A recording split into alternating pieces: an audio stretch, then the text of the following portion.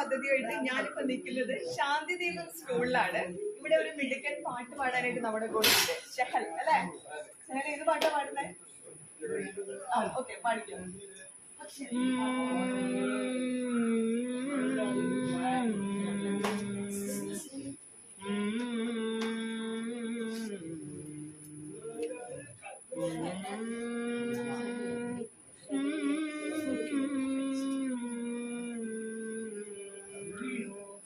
ഇലകൊഴിയും ശിശിരത്തിൽ ചെറുകിളികൾ വരവായി, മനമൊരുകും വേദനയിൽ ആൺകിളിയാ കഥ പാടി മറഞ്ഞു പോയി.